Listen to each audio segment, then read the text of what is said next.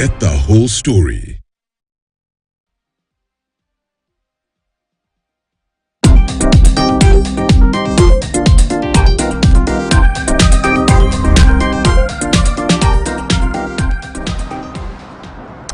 Welcome back. You're watching Siasa Fiesta. We continue with the conversation at PCM Holy Court with Kipruto Arap Kirwa, who is a former cabinet minister and a politician. We are also joined by Isaac Umaura, and I'm holding court with Dan Manzo as well. Veronica Maina didn't show up, and well, no apologies from her as well. But we're discussing a very ticklish issue on politics right now and religion. Raila Odinga has promised to protect the religious rights that are enshrined in the Constitution if he gets to power. Has it become an issue on the campaign trail? Yes, we'll say it has become an issue on the campaign trail. Has the church also been used by politicians, because many believe also the gullibility of the congregants as it is right now? I'm not saying this with, of course, a broad brush stroke. I know there are people who are informed in church as well, and they can see through the veil and the veneer of the politicians at the end of the day. As we're winding up, I just want to hear from, you know, what happened before. We've had people like Hitler who, you know, they came with a veil and a veneer of religion, using religion. There's something I wanted to say before. Oh yeah, thank you. Waziri comes in. I think honestly and sincerely, that this matter is very interesting. You know, in French we say Dieu est le meilleur juge. You know, God is the best judge. So how can you then say, for example, you say gullibility of people, and it's true, people can be hypnotized to think in a certain way, because this matters faith are very personal. But then who is to judge that this one is more acceptable than the other? Mm-hmm.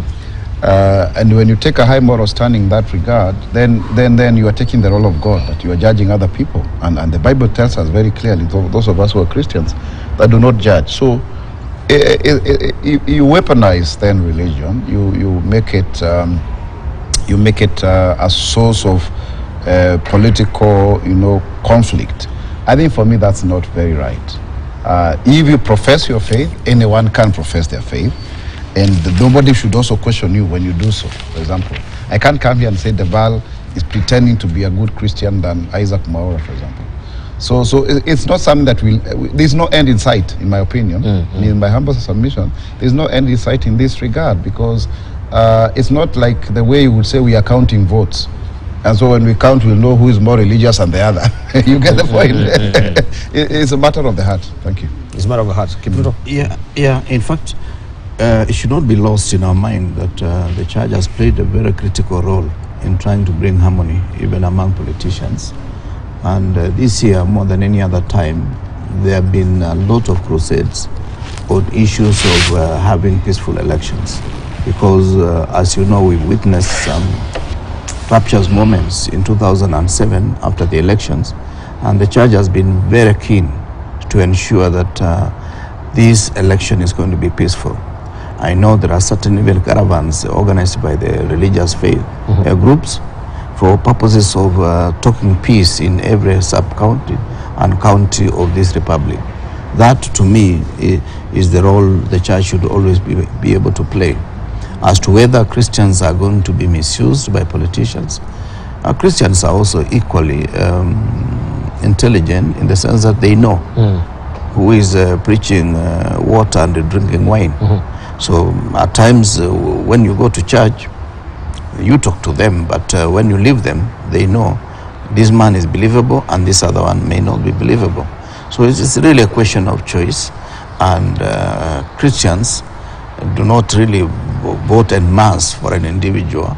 They just make their own judgment based on practical realities. Yep. All right, thank you. Well, just to see some of our tweets that are coming through here from our viewers as well, and to put matters in perspective according to them, they have questions as well. I can see King of Queens. Well, there's someone here saying that I doubt if DCI Kenya knows the difference between CBC document and the IBC documents. We are anaweza kukamata homework ya watoto wa CBC tumbue ni ile important documents za IBC. I think this is just saying this with the Tang family in cheek as well. But I want us now to gravitate our discussion to a more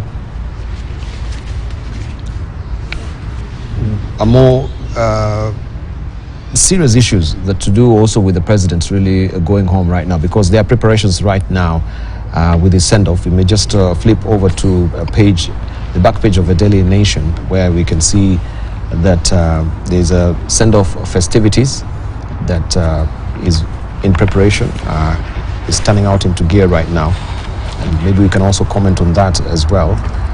This is at the back page of the Daily Nation, Dan Mazo, where we'll be saying that send-off ceremonies for President Uhuru Kenyatta have begun as he completes his 10-year term ahead of the August 9th general election.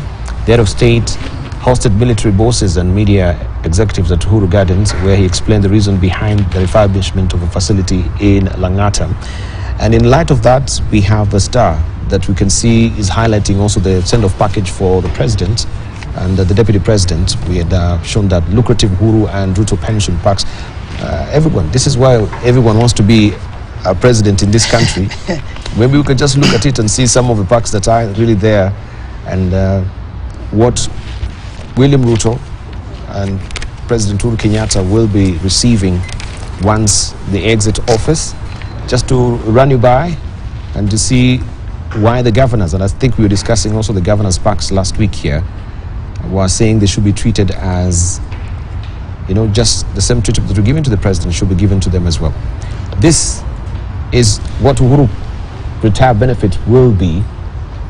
Just to run you by it, Uhuru's retirement benefit, he will get a one-off gratuity of 34.6 million shillings.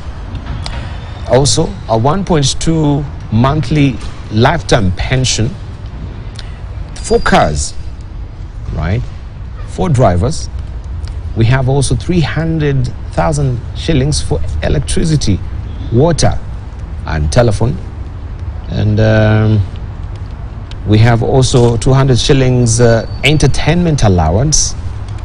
We have 260,562,000 for monthly fuel. Monthly housing allowance, that is 300,000 shillings.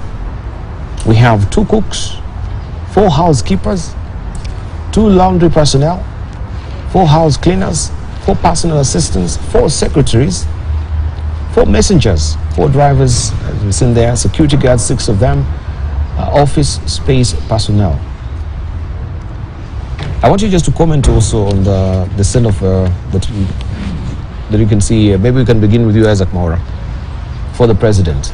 I think well, I envy these packages, and I think anyone would want to be president if you can get a gratuity of 34 million and about 1.4 million, if not more, of money. Because if you count 1.2 million monthly income, 200K for entertainment, actually it's a lot.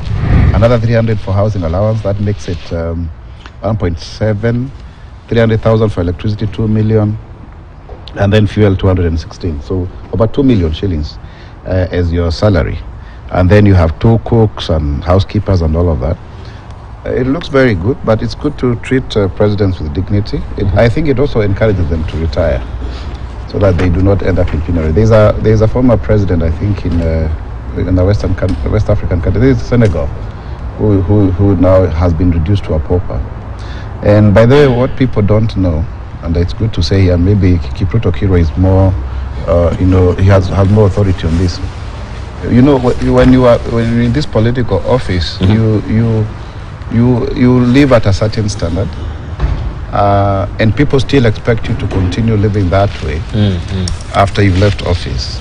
For parliamentarians, for example, when you have served 2 terms, you are entitled to a monthly pension of about 100,000 and a lump sum of about 6 million. But then after that, we've seen many MPs don't make it for a second term, actually. So Maanzo and I here are privileged. At least I hope he can make it with the Senate. I wish him well. But it's difficult. They end up they become very poor. In fact, Debal, allow me to say this on national television. When you start campaigning, you lose weight. you actually start looking like your voter. So if then you lose, and then you have no money, you basically go down. Thankfully, right now, there is this parliamentary mortgage which has helped people to have houses, and then you'll have your car. But by the time you finish campaigning, that car is actually, a scrap metal. You have to use a lot of money to either refurbish it or get a new one. So it's not as easy as people think. I don't know how it feels at the presidential level, but having been in the presidential campaign now, the kind of money you have to spend in this country is a lot. Is a lot, really, to win that seat. And also, allow me also to say this at the bar, I'm a very sad person, very, very sad. Yesterday alone, I was in the campaign trail in Kiambu County, and I think with my team there, because I'm the one, leading the presidential secretariat there, we may have seen about 20,000 people yesterday alone. And people are living in abject poverty. Our economic system has really produced so many poor people. I asked one lady, I forget her name, a well-dressed lady there with a political apron, and she wanted to take a selfie with me. I asked her, so you are here?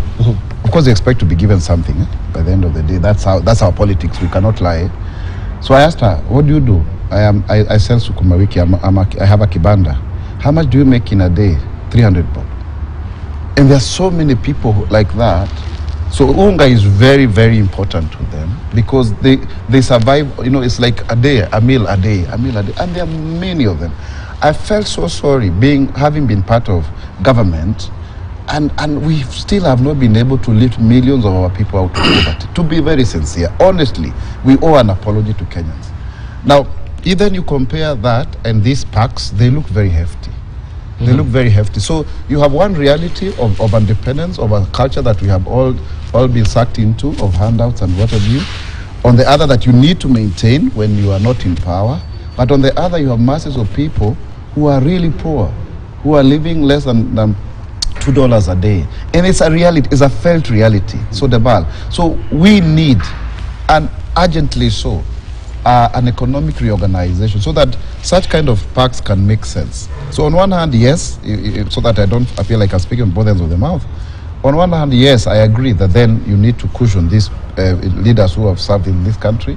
But on the other, yes, we need to transform our economic so that people do not have to depend on fight for such an opportunity to be president or any other position, so that then they can get this pacts. I want to submit that even for a two-term member of parliament getting 100,000 every month until they die is still a very high privilege compared to an average Kenyan. It may not be something that will sustain our lifestyle, Manzo and I here. And I must commend Kipruto Kiro because he survived for 15 years out there. He needs to give us a secret. But I want to say with a lot of humility that we just need to do something to lift the lives of millions of Kenyans so that they are also not dependent on us as to occasion the need for these hefty packs, if at all that makes sense. But maybe we can speak to the broader question of even life after presidency. As you say, the question of retiring at a youthful age that most leaders have been saying Uhuru Kenyatta will be retiring while he's still young. Then how do we engage him? And even moving forward, some of his presidents that are retiring, what will be the engagement? We have him now as the Azimio chair. Should they be uncoupling themselves from the politics completely? Kibaki was hands-off with politics of the day, and so was Moi, retiring quietly. How then do we engage these leaders? Because I think even at the retirement, they have a rich repository of knowledge and statesmanship on how they can run this particular country. But we've seen in our country, there's such a dichotomy between the retiring president and the current government that is running. So in other jurisdictions, they're fully involved and engaged in some foundation, in one activity or championing causes. Could it be climate, advocacy, or maybe human rights advocacy as well at the end of the day?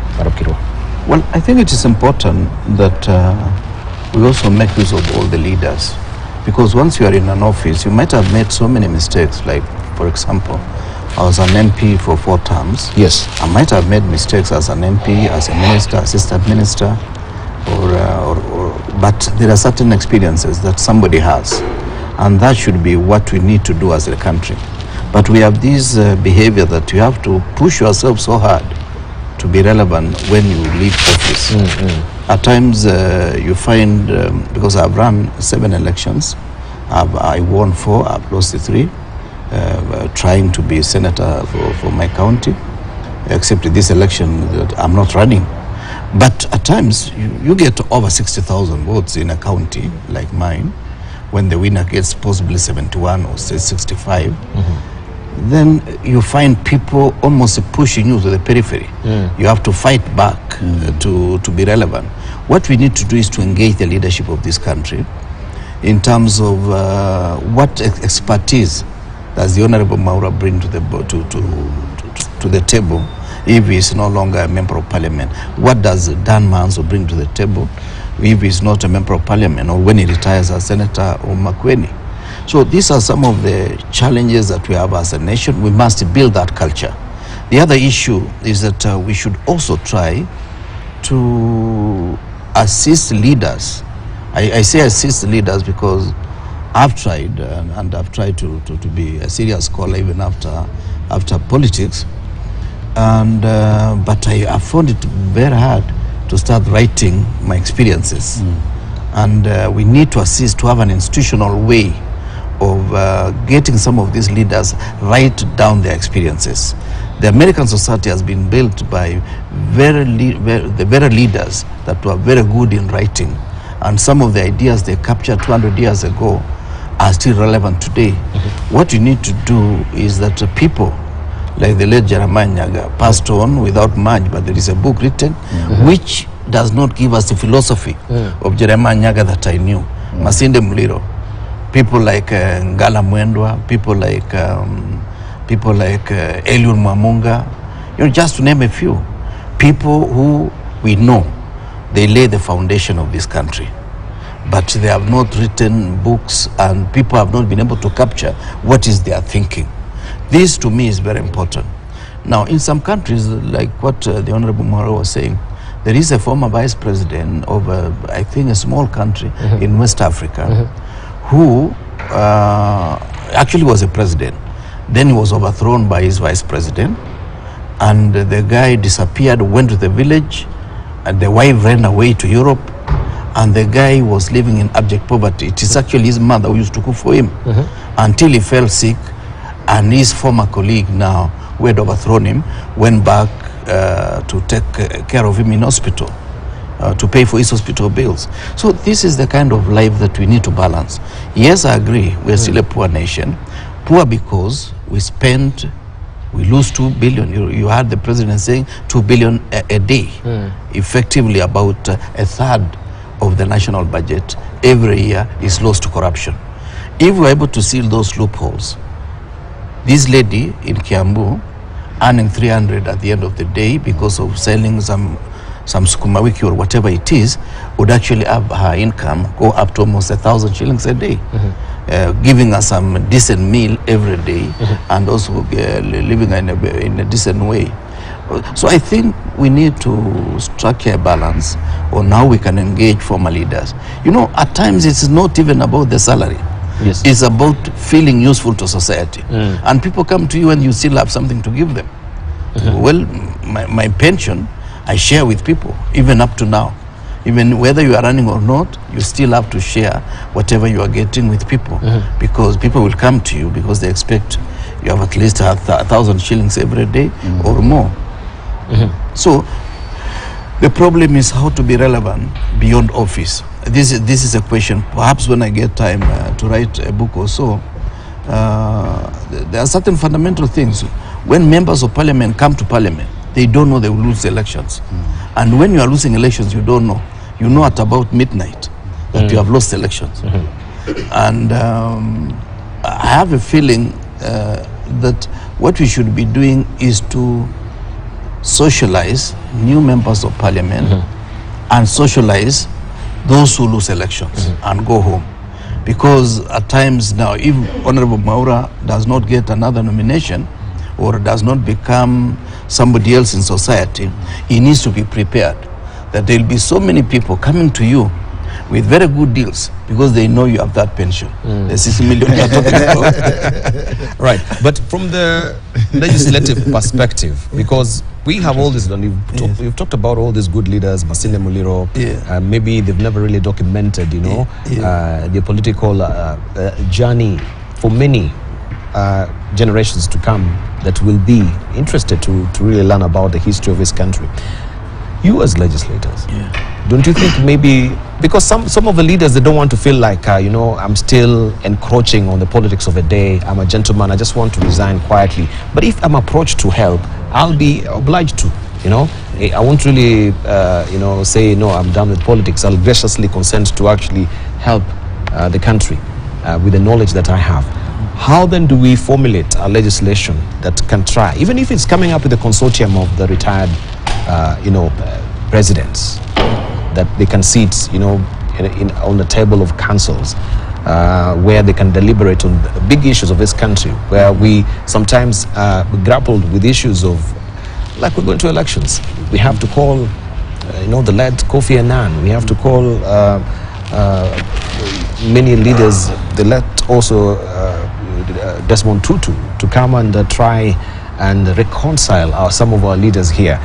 Don't we have some of the leaders in this country that can do that? And they're just retiring with all this knowledge in their heads, rich repository of knowledge. Can we have a legislation that can be in Parliament to formulate something like a council? You talked of you being in Daniel theology as well. You remember the Jerusalem Council? Yeah. There was a Jerusalem Council, Council of Elders, that will be like the apex of consultation even for the Israelites. I think, if I can comment quickly, and I really like what Kipruto Kirwa is talking about. Manzo, hopefully you'll go back to the Senate. I have said I have ceded my nomination, so I'm not waiting for any other nomination. Maybe when we form government, maybe something like that. But so you have been out there, so it's a very good panel. So he is waiting to go back. I'm in the middle of transition, and then you've been out there. So there's the issue of presidential library system. So every retiring president in America would have a library to build in a certain university. Then they'd be encouraged to write. And we have African leaders who go into some writing retreat invited by the West. So Martin Shikuku, before he died, he was being invited, I think, to go to either Oxford or America, one of them, I forget. But he never finished his works. We should have something similar, because if you look at somebody like Joe Hamisi, he's really written a lot. I think he now lives in the US. I bought several of his books. We want to see this individual philosophy. So I would want to imagine, for example, I was encouraging, and it's good I say this on national television before the fallout, I was encouraging that there should be a repository of all of the artifacts of Jomo Kenyatta at Jomo Kenyatta University. And we discussed this with State House and the current Vice Chancellor of JKUAT. So that even if you disagree with whoever it was, who you think Jomo Kenyatta was, but at least there's somewhere where you can find, what he believed in, what drove his, so that then when we can, in future, somebody can objectively look at it. There's a gentleman in China who was a prime minister under Mao. He's called Deng. I forget his full name. But I visited one of such kind of mausoleum about his artifacts, and I was very impressed. People don't know him a lot out here, but he really contributed in the modernization of China before the transition into the next minister, prime minister or leader who actually made China to go the capitalist way or social market economy way. So you want to see how, at what point did leaders actually move into it? Like now the book about Joe Nyaga, The Mustard Seed. I have read it from cover to cover. It really helps you to understand who Joe Nyaga was and the politics of Embu. I married from there. So so it gives you, but it was written not by him, but by his children. I wish it is him who had penned that. I just come from a funeral in Githunguri of Muigai Njoroge's father. He's not the singer, but my friend. And he wrote his own eulogy up to a certain extent. And you could see now how he was a district officer and blah, blah, blah, blah. But that he may have been writing maybe a book. But then he only wrote so far. We are discouraged by this country's, idea of people don't read. Even these newspapers, people are reading less and less, you know. We just need sound bites and that is it. But yet, still, the most enduring of historical artifacts is writing. Because you can read, you know, you can get into the mind of a person. So, let me ask you a question, Debar.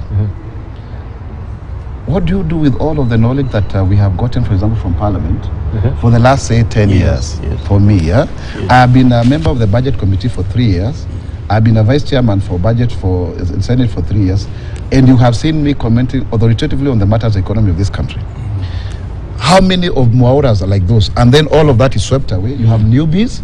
By the time they build themselves up, they are swept away. If you go to institutions like in France, you find people who have been in Parliament for 40 years, even staffers. Now I see Sarah Kioko, and may she become the next, clerk of the National Assembly. She's a very good lady, and the first one I think to act even as a clerk. All of that is swept away, and we because of this body politics where you attack the person you are competing with, the character, we tend to trash people and in our sense of disagreement and to pave way for our own existence. And then we are also shoved away, so we lose a lot of that. So there needs to be a place where then therefore finally people can sit down and write and become relevant and useful. I don't think merely losing an election by 2 or 3 votes or whatever votes makes you relevant as you cannot be useful to the country. I know even in America they may still be struggling with. Allow me to say this. I don't like the way now Barack Obama is not fully engaged. I think he should be more active. He's too much on Facebook. Sometimes you people. Okay, let me not comment. But you raise a very important question because the whole idea of also retirement has been brought to the fore.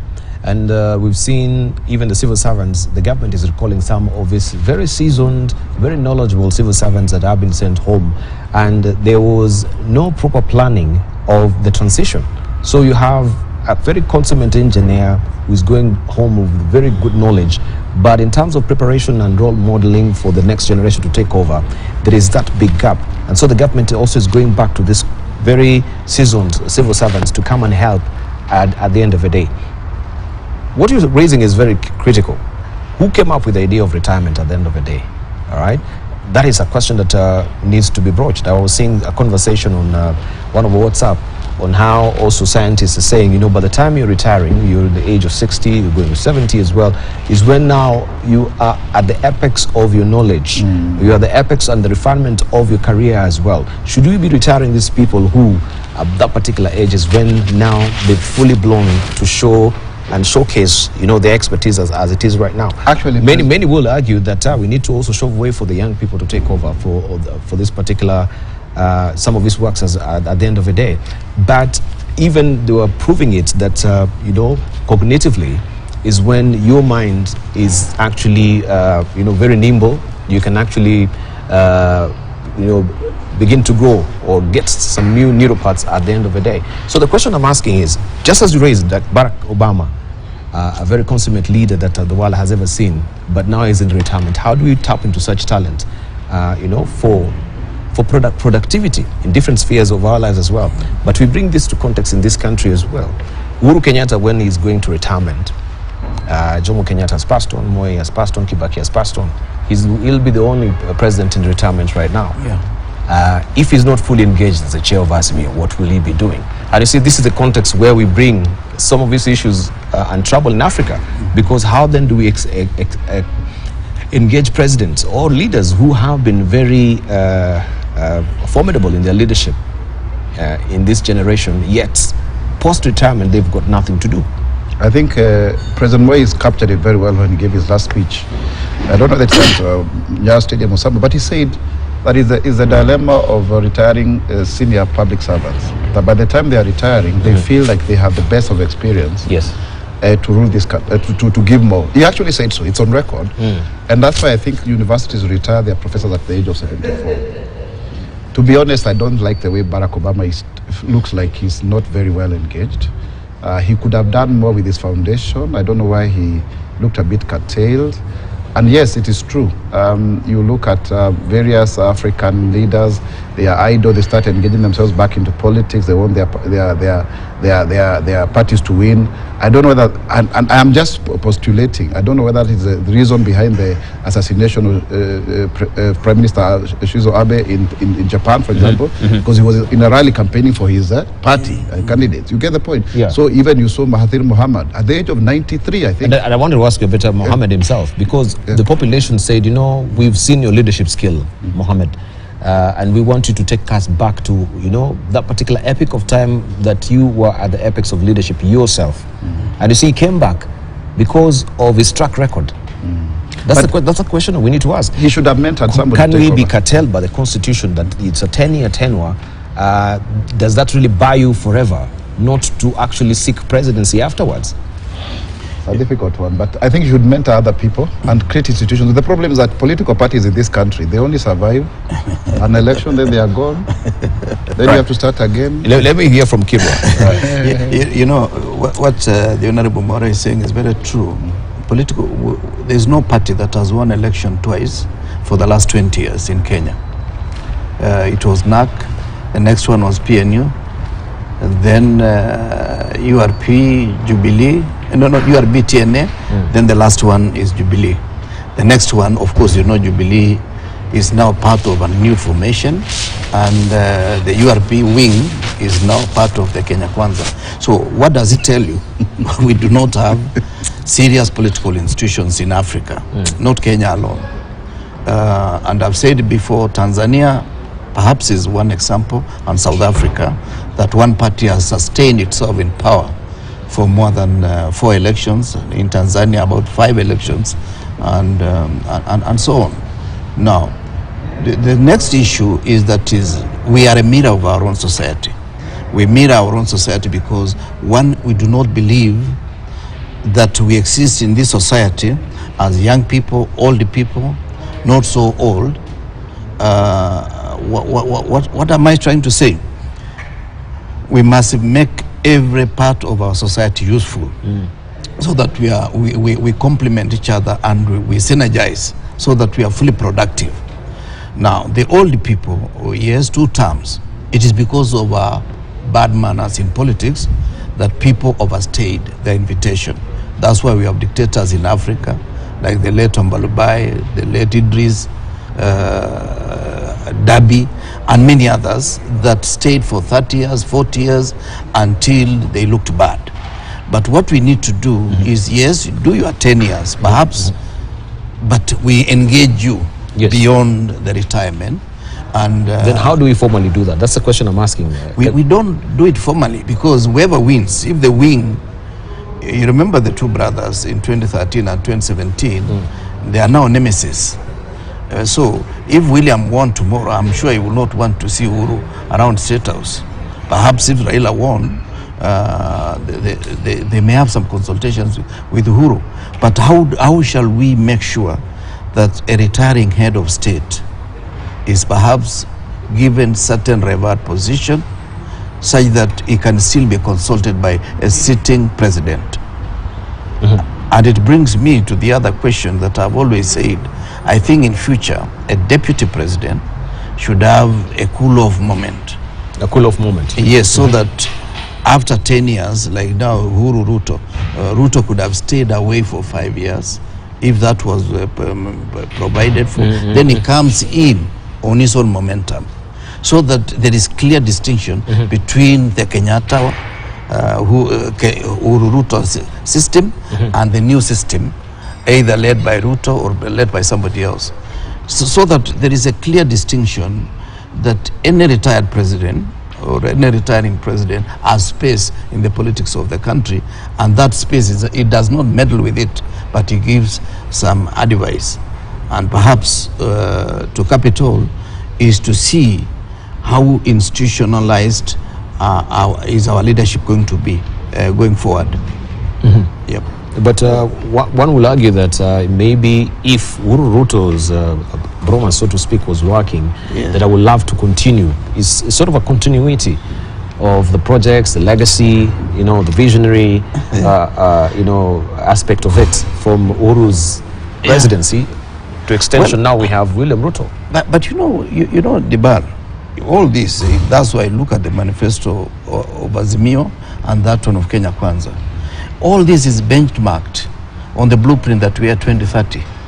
All these structures, I remember in 2013 and 2017, our good friend William Ruto was saying they are implementing it. Others dreamed and they are implementing, which is true. We dreamt about Vision 2030, all this infrastructure, including now these roads and so forth, the bypasses and so forth. Kibaki one tried to implement and they did not complete. Uhuru Ruta system has completed some of them and is still ongoing.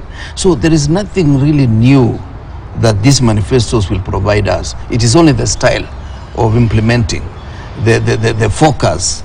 The Kibaki regime focused on the economy. The Uhuru regime focused on expanding infrastructure.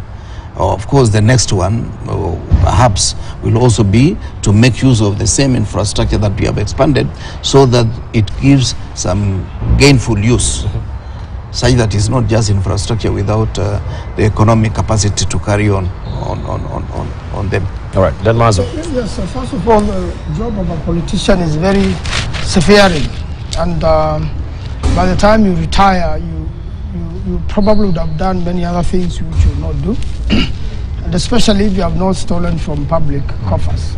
The problem with these parks is like they are now being used as a precedent to do the same to the governors, and I believe they should be relooked again and realigned.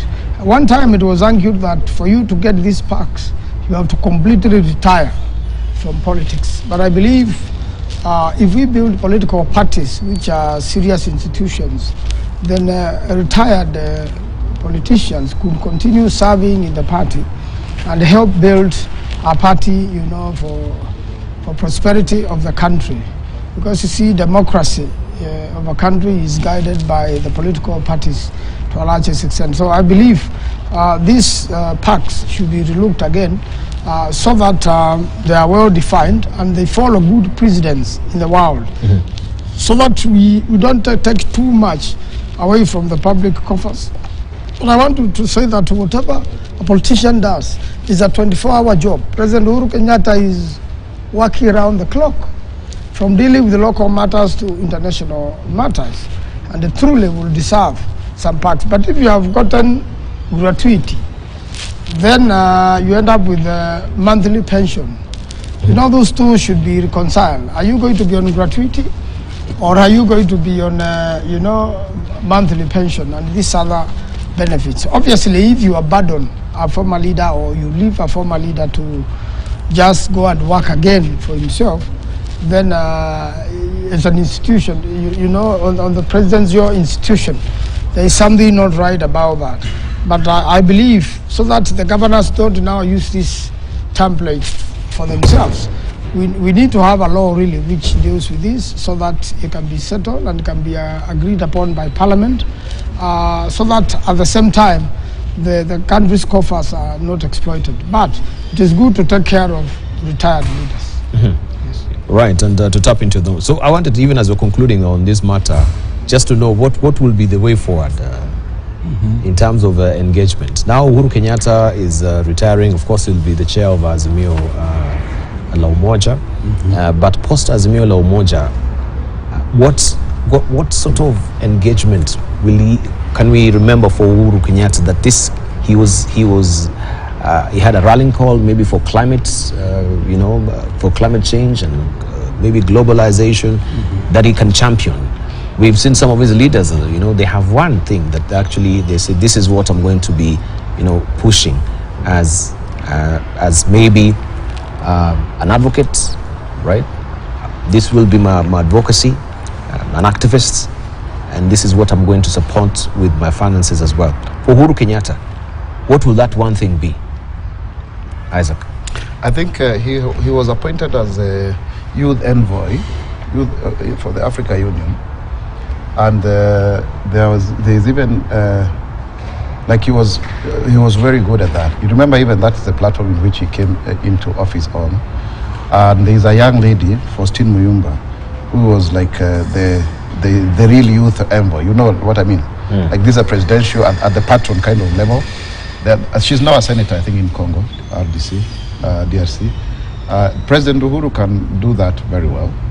He also has gotten a new passion on planting trees. I remember being in State House, and every time, because I lobbied him to give at least 2 buses to schools for the blind in Likoni and Thika, my former school. And he would give like 100 trees, go and plant. I wonder whether people actually planted those trees. Because he would even give money to make sure that happens. But so if he can continue with that, he seems to be very much an environmentalist in that regard. Maybe, as you said, climate change. So youth, climate change, he has a lot that he can do. And of course, he's very well spoken. In 2019, I happened to attend the United Nations General Assembly with him. You know, I was in the Kenyan delegation. And by the way, there were many presidents that addressed that the UN Assembly. And he got a standing ovation. People clapped when he was speaking. He's very well spoken. By the way, President Uhuru is very respected internationally. So he would be very good, you know, in terms of doing so. And you remember, even big G20 countries, their leaders have come to Kenya, which has not happened before. He seems to be in very good company with Macron, you know, Trump, Trump when he was there, those kind of people. So even the wife came here. So he can leverage on that to be busy. Of course, you can see even when he's finishing his term, he is traveling more. You know, his ministerials, Arusha, the road that he commissioned when he was chair. So I think he can really be relevant in that regard.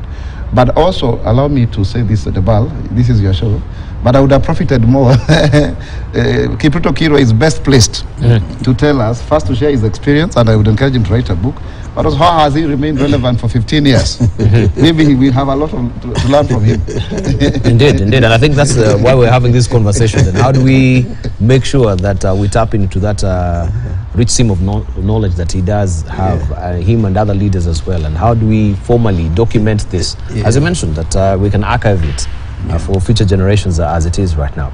But I want to hear from you also, just the same question I've posed to Isaac Mwaura with regard to Uhuru and engagement.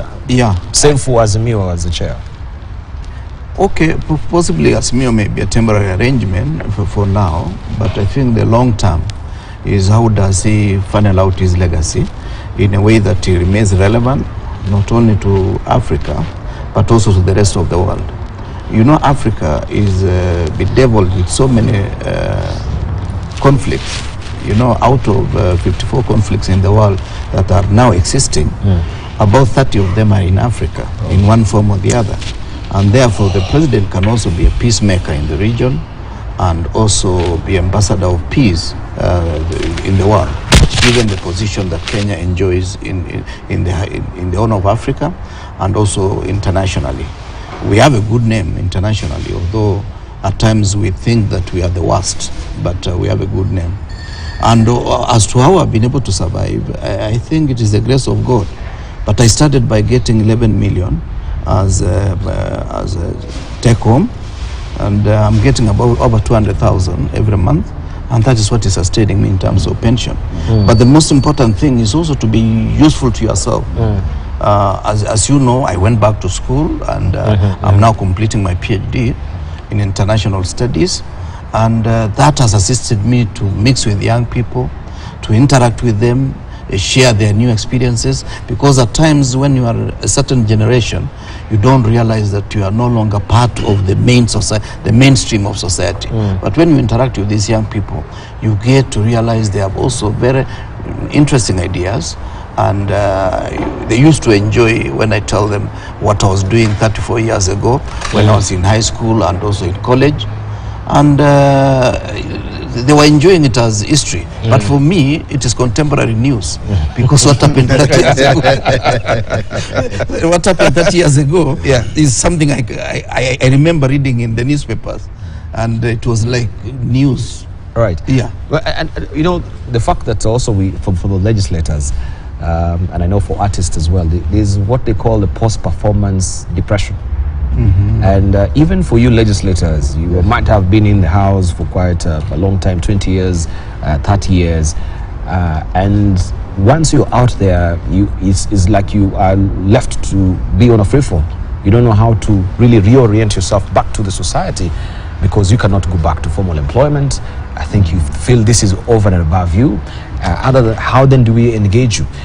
Do you think, in a way, that this particular transition from you being in the house and going now back to life as it is, there should be a way where you are prepared psychologically? Because you'll get affected at the end of the day. It's human, right? You've been on this, Dan Mazo, perhaps if you're not coming back, then how do you go back to your full, legal profession without having some pockets of depression behind you? Because that is something that will happen for a while before now you acclimatize yourself with the new realities as well. So how then do we prepare our legislators? We appreciate them, that even in terms of counseling, I wonder if that is something that the Parliamentary Service Commission should consider in terms of the exit of the legislators at the end of the day. Not even just the legislators, even for the president himself. The post-performance depression that happens after that.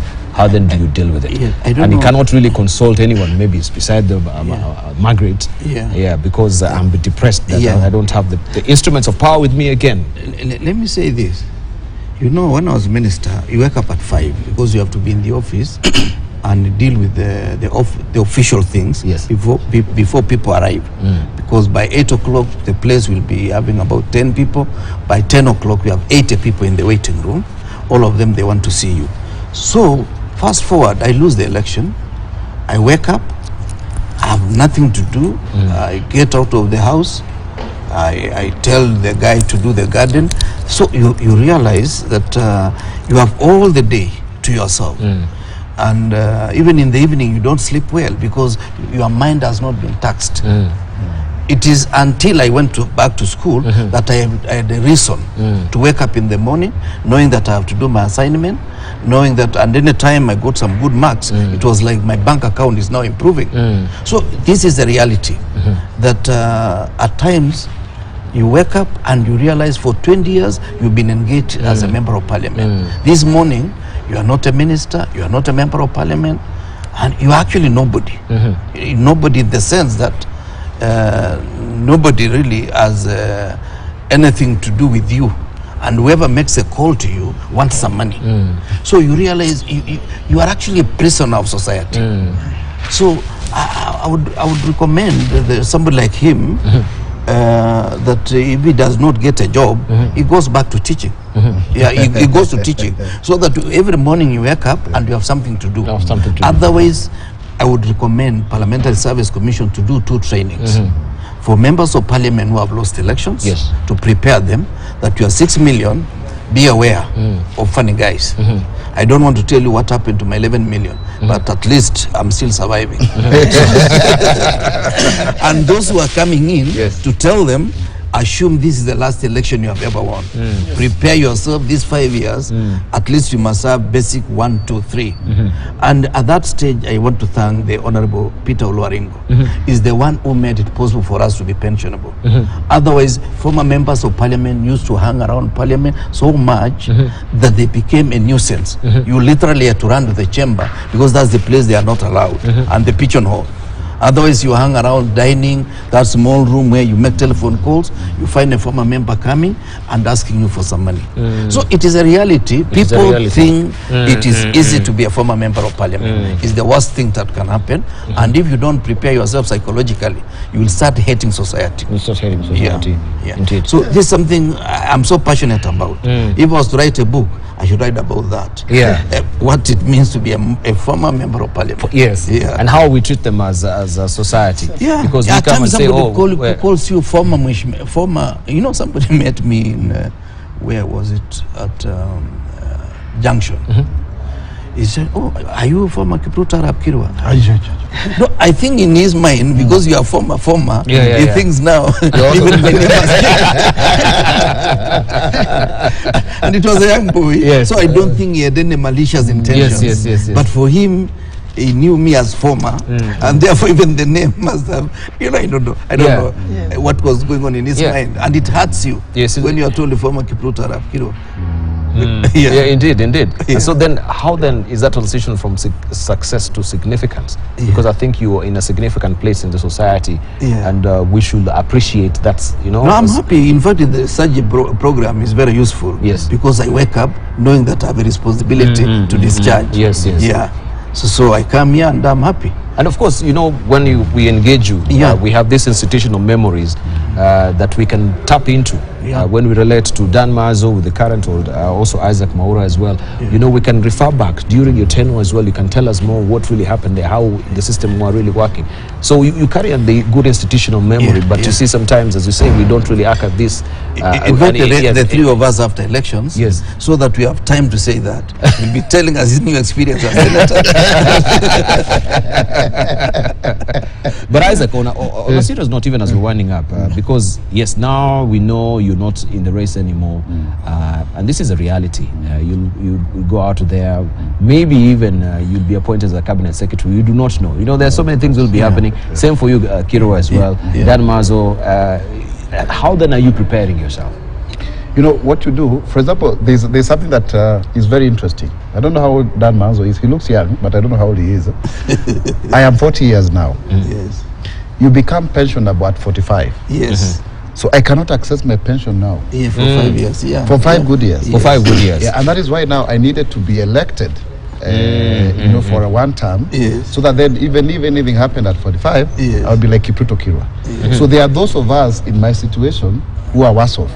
And this was not anticipated, I think, when they were capping it at 45. Because military, even at 38, there's somebody who is a sergeant at time in Parliament who told me he retired as a major at 38 and he got his pension. So it should have been, because you see now we are increasingly going to have younger members of Parliament, like now Toto in Bomet, you see. I joined politics at the young age of 24 nationally. Then I became a parliamentarian at the age of 30. So at 40, I've done 10 years, which if somebody started at 40, at 50, you can say considerably they have done their bit in a way, Or there's never too old to retire in politics, you can say so. Now, then what will happen to this group of Akina Mwaura? They are retiring, they have done their 2 terms, because that is proverbial. Every parliamentarian wants to do 2 terms so that they can retire. What happens to this kind of people? You see the point? You cannot tap into your pension until you are 45. Until you are 45. And if then you are not useful to society in whatever way, because that depends on whether you win power or not, or even if you win power, whether somebody thinks you are you are useful, then what happens to you? So I think I really appreciate one thing, the issue of mortgage, because at least people are actually sleeping in these dungeons out here. At least somebody, if you plan yourself, you have a house, then also a business or 2, so that then you have an income. It may not be enough to sustain, because there's no business that can sustain political activity. But if we look at the issue of mortgage, sorry to just interfere, but because if you go there, you're getting a mortgage, and maybe you being a legislator, you have the market rate, you're not really subjected to the market rate as it is right now. How then do you expose yourself once you're out of office in terms of your servicing of this particular mortgage? If maybe it was at 7%, do you go back to 13%? The good thing is that most of the time, by the time you finish, you are paid off your mortgage. Like now, I have paid mine. I was just asking. But I know. But for the parliamentarians who maybe they've taken a mortgage of buying a house for 30 million shillings, you've been in Parliament for only 5 years, you've not really repaid all your.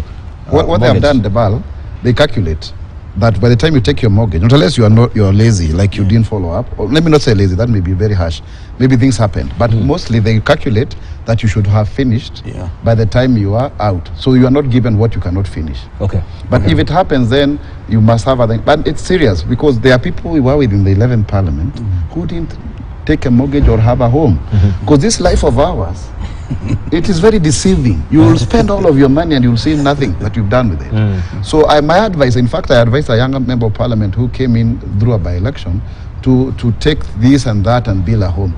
He has not finished. I don't want to mention his name, but we were talking the other day with that friend of mine, and I was advising, because he's likely to get back, that the moment you get this car grant, don't buy a car. He listened to me, he didn't, so he started constructing. Now finish your house. Then whatever mortgage you can get, build some rentals. Because I think that is one thing that really helps parliamentarians. Because you see now, when you're in politics, you really can't do business. People assume you have all these tenders, you have all this money, but some of us are called to just public service. We are not businessmen. You get the point. But then you have to have investments that don't involve you on a daily basis, because politics is extremely engaging. In fact, one of the things I was thinking when I was coming today, that now that I am not running for office, I have more time for my family. And you can see the product of that. You're more united. You can meet. You can have time with your children. That you lose. And I almost wanted to ask publicly, can members also, maybe in that training, to be told how do you balance between serving the community and thinking that they are the ones who are giving you the bread to bring to your family, but having quality time with your family. And it's something that cuts across public servants, businessmen, people who are out there, including the journalists. But those conversations never really quite happen, because somehow you're supposed to be this guy with all of this power and energy and gift and talent to juggle in between. Then you end up losing a lot of things in the process as you try to posture and to mask and to appear and to perform in the public stage. Right. Daniel, even as myself, I'm an advocate of the High Court of Kenya, and I believe if I were out of politics, I will continue to practice law. What I've done all the years, I have never known in my own mind that I'm a member of parliament, and I've lived my life as if I was not in parliament. So if I were to be out of parliament, nothing much will change with what I do, other than the public expecting a lot from you, because the public will still expect you to participate in their life. You cannot stay away from the public. So I believe politics is a very engaging profession. There's a lot of expectation out of you, and a lot of your time is taken away. And there has to be a way of dealing with when you leave the house, when you leave the parliament, and be able to engage in other activities. So basically, members should prepare, and I think that sort of training is important, and they can be very useful in very many other scenarios. You can be useful to the governments which are formed after, as an ambassador. That's how a lot of politicians are processed. They're very good ambassadors, former politicians. They easily work, like for regional organization, African Union. I've seen presidents, former presidents work there.